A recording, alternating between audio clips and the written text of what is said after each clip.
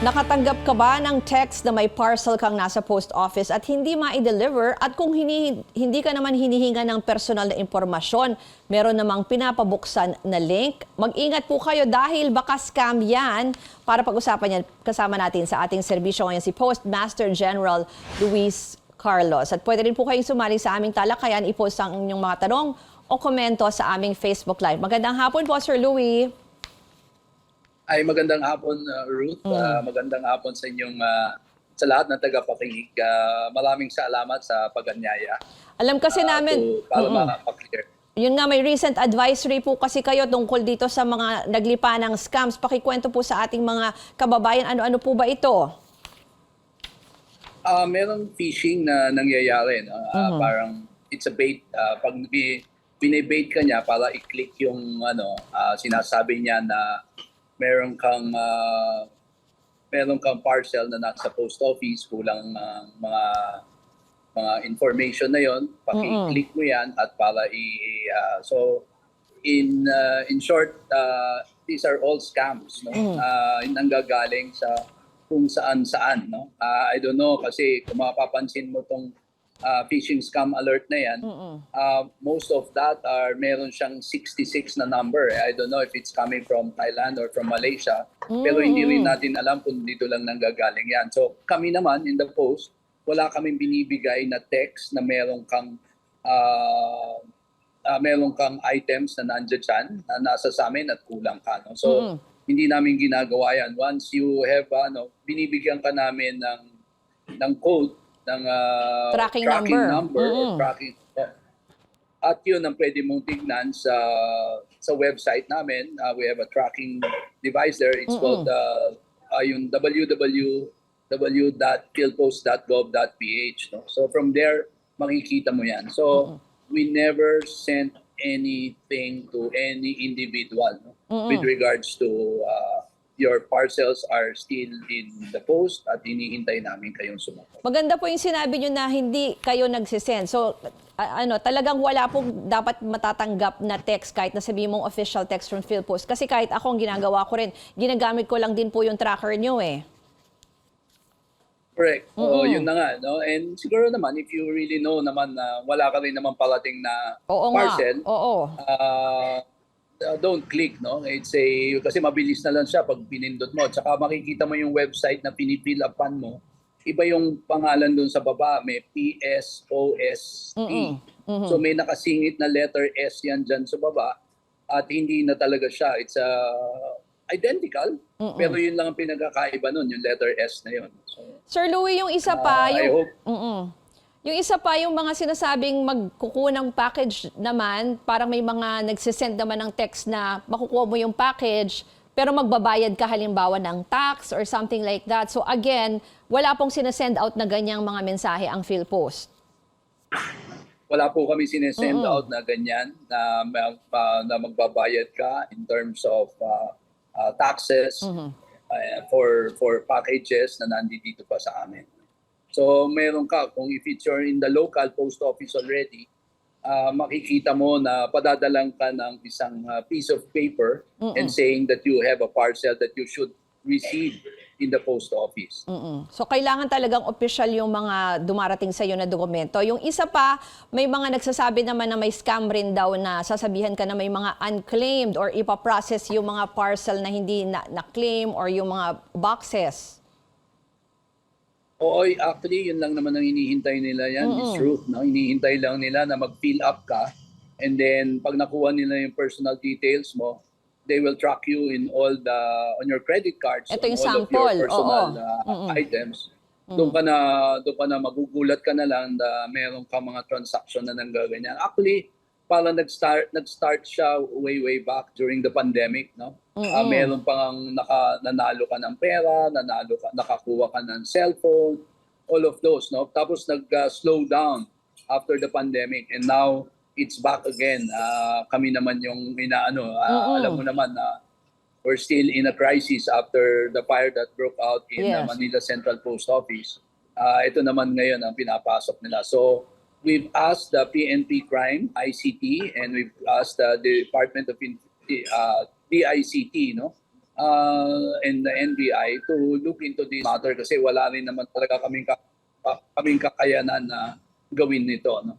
To look for these people. Pero Sir Louie, kung may mga ganitong matatanggap naman, no, saan sila pwedeng magreklamo, ano talaga yung legit na number ng PhilPost? And also naman, if they want to follow up, kung talagang meron silang package na late na rin or hindi pa nila nakukuha. Opo, dun sa website, www.philpost.gov.ph and the customer care. Ayun, meron taong sumasagot doon at kung talagang gusto mong klaruhin, you can find kung talagang yung parcel mo ay nandito na. Kasi once the parcel coming from the overseas Filipino workers at nanggagaling siya from let's say from the States, makikita niya naman na nandito na sa Pilipinas at nando doon if it's in customs or it's already in the local post office. Oo, na-try ko na gumamit ng yung tracking system nyo, sir. Nakalagay doon kung nakarating na ba, nakaalis na ba doon sa origin or nakarating na dito or kiniklear pa, no? Sige, mamaya pagpatuloy pa rin natin ang ating usapan. Kasama pa rin si PhilPost Postmaster General Luis Carlos sa pagbabalik ng Newsroom ngayon. Dito lang sa CNN Philippines.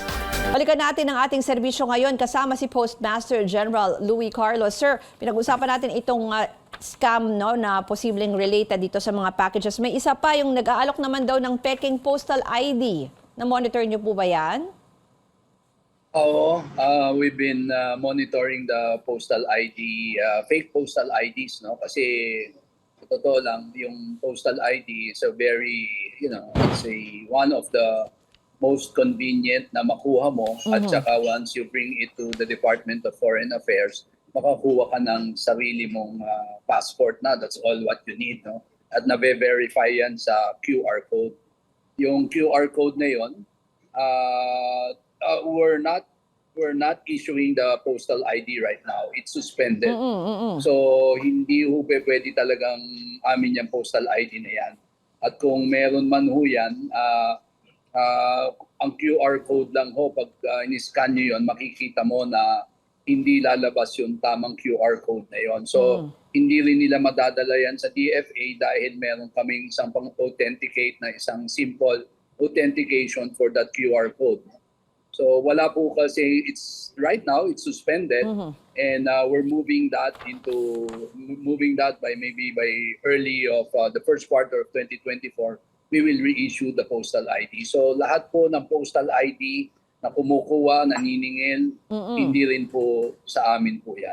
So ngayon po suspended po yan. Bakit po, sir? Tsaka paano po yun? So hanggang kailan? Sabi niyo baka next year pa ulit. Pero pag may mga naghihintay po ng ID, pwede pa rin pong i-release yan? Wala na ho. It was suspended in the second quarter of this year. No? At the contract has lapsed. So we have to go to that procedure again and do a public bid. Hindi naman po namin pwedeng ituloy lang siya tapos wala na po siyang contract. Okay. Isa pa po, Sir Louie, ito namang schedule para dun sa mga magpapadala ng kanilang mga package ngayong Pasko. Pag-usapan po natin yan kasi di ba usually may time frame kayo para makarating doon sa mga pupuntahan by Christmas time. Yes, merong schedules already, no, internationally. So basically, dumarating what we call it a Christmas mail schedule. The express mail, the registered mail, and the parcels. No, hopefully in Metro Manila, domestically, kung pwede before December 7, if you will notice, these are the 4 items, 4 contracts, 4 services that we use domestically and internationally. No. Yung surface po dun sa dulo, that's going internationally, that's by boat. Kanya medyo dapat October pa nakapag-send. No? So yung by air, starting this today, November 10, all the way to November 24 para umabot po yan kasi ang bulk po on all postal offices all over the world, the Postal Union, napupuno na po ang volume ng mails coming from the different countries. Especially gifts coming from e-commerce, nagdadatingan na po sila. No? Even here in the Central Mail Exchange, so ating exchange po dito sa airport, napupuno na rin po siya, dumarating. So as much as possible, kung may ipadadala po kayo, maging yung Christmas mail schedule na ilinabas po namin, pwede nyo pong padala na po yung mga items ninyo. Pakibigyan na lang din po kami ng idea, Sir Louie, doon sa mga posibleng fees kapag express or registered or ordinary mail. It all depends on where you want it to be sent, no? Kung gusto mong padalhin ng America, depende also on the size of the parcel.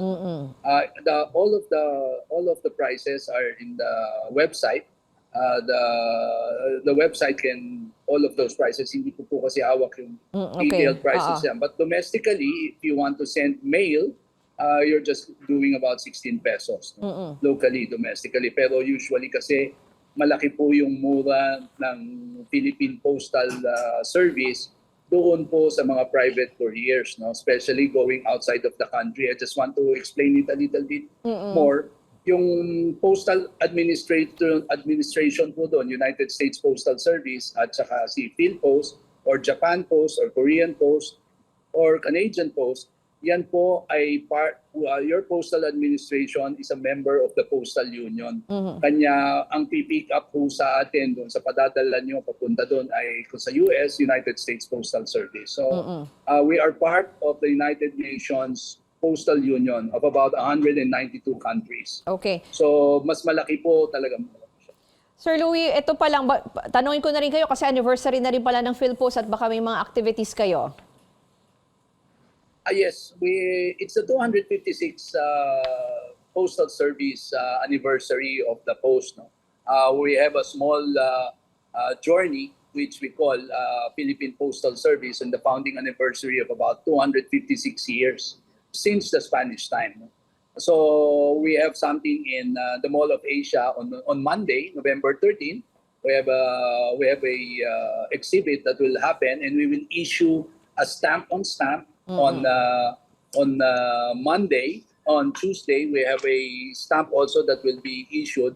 These are naman the Philippine historic dogs, no? And on the 15th, which is we will issue also the children's stamps. No? Okay. The children's stamps kasi ngayon is the national stamp, children's stamp to this month of November. No? Okay. So minabuti po namin na mag-issue kami ng stamps also on November 14 for the children's stamps this month of November. Sir Louie, huli na lang. So invitado po I'm inviting everybody. It's in the Mall of Asia on November 13, 14, and 15. Yung contact numbers na lang po ng PhilPost in case may mga katanungan pa sila.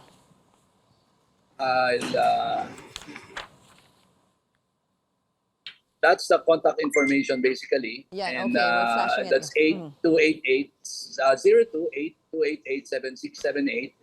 Yung Post Office Philippines po, and the website is phlpost.gov.ph. Okay, maraming pong salamat kay Postmaster General Louie Carlos.